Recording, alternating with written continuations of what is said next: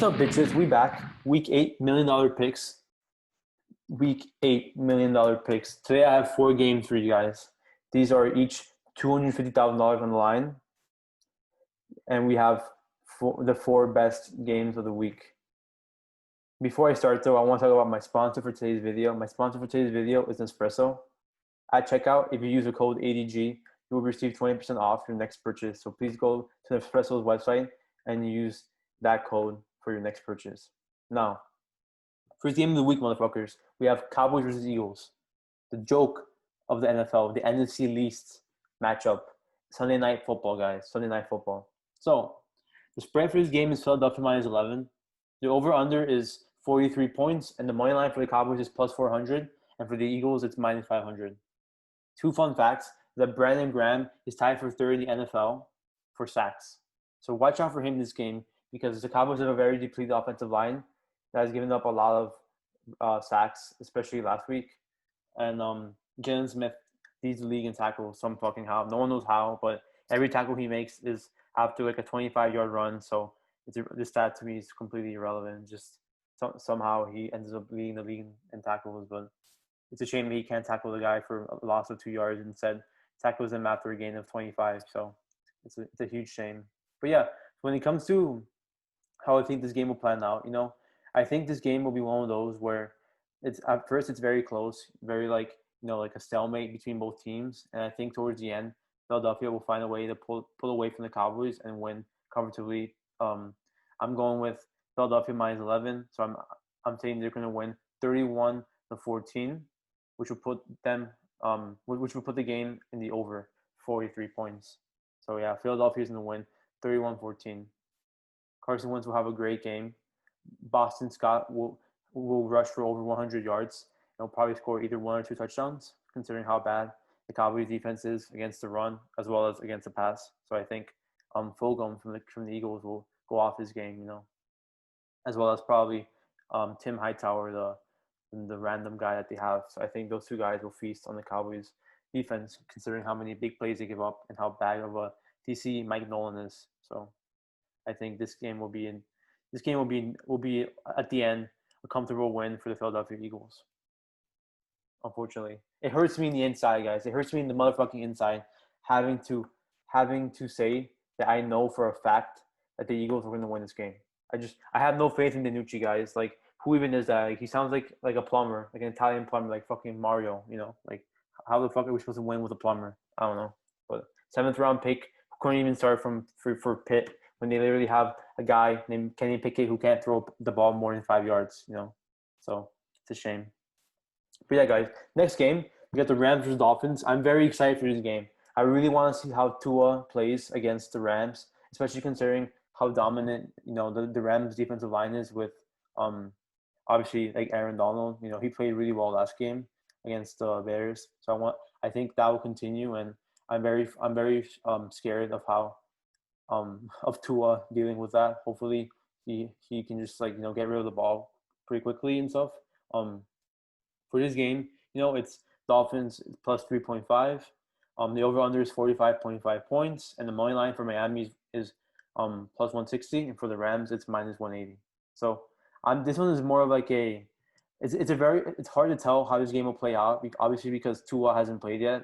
But I think, I read a stat that NFL quarterbacks in their first start are like 11-4-1 over the last 2 years. So I think that you're going off of that. I think Tua will have a very good game, considering there's not that much NFL film on him. All they have is the 2 throws he threw last game, and obviously his college tapes. So I think that will be something that will favor Miami, because it'll be a little like challenging to see how the Rams game plan for Tua. So with that being said, I think this game will be a pretty close game, and I think it'll come down to like it'll come down to last drive where Jerry Goff has the ball, and I see him throwing a stupid pass that gets intercepted by the Dolphins. So I'm taking the Dolphins plus 3.5.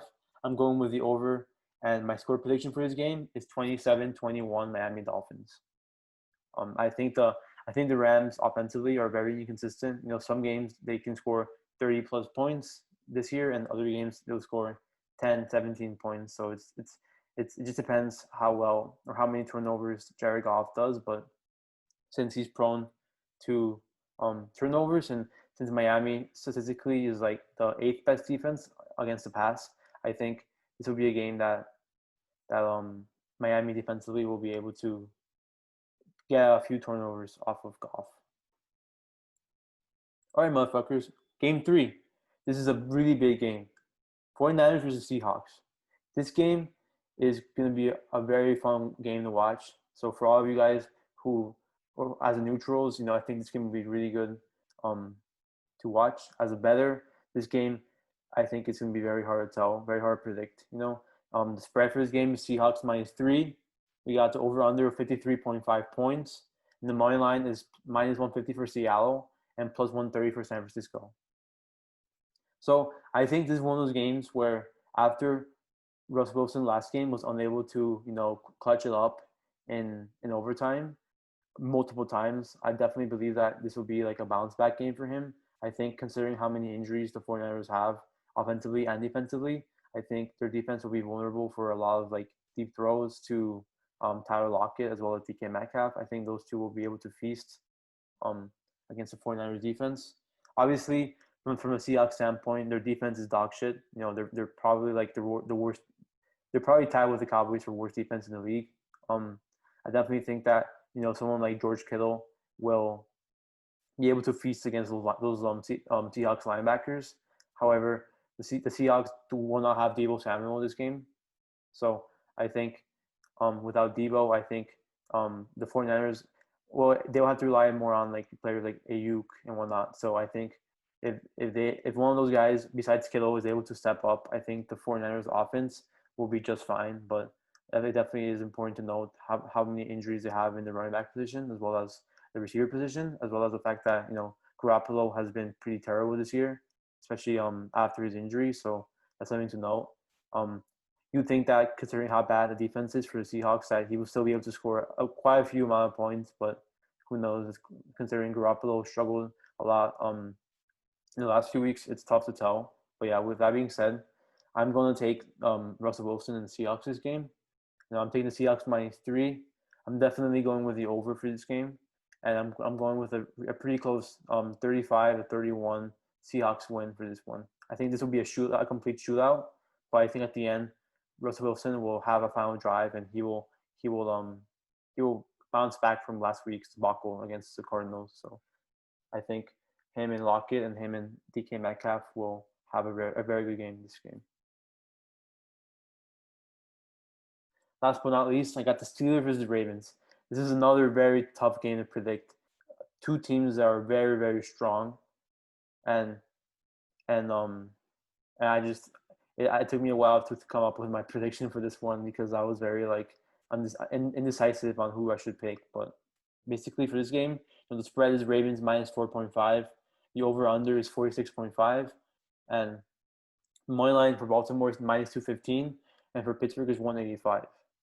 So for me, you know, like I always this year, I didn't really think I think something that makes the Steelers a very good team, obviously, is the fact that their defense is very strong. You know, even without Devin Bush, I still think they're very good. You know, against the run and against the pass.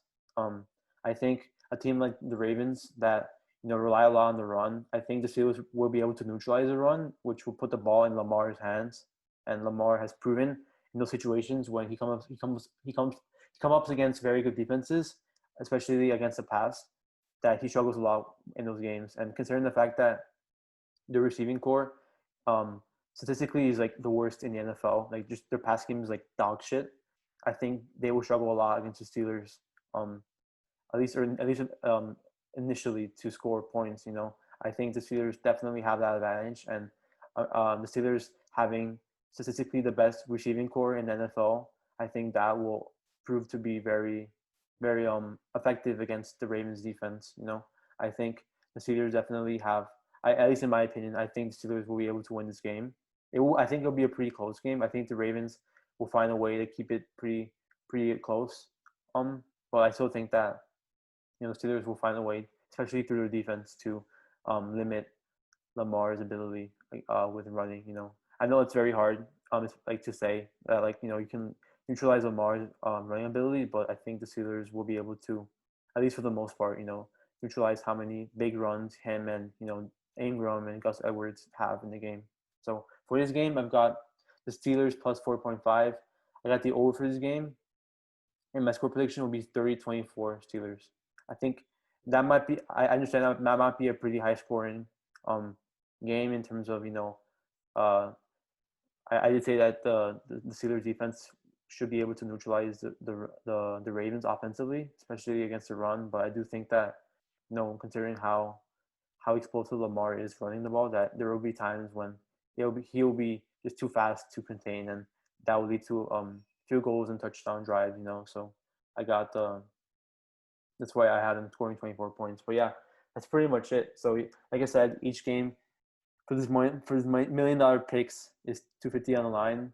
But yeah, let me know if you have any comments, concerns. If you like the video, how I can improve.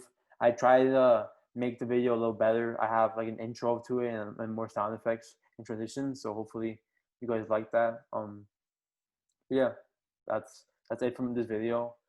This has been week 8, $1 million picks, motherfuckers. I hope you guys liked it, and I'll be back for Monday Night Football special. Let's get it.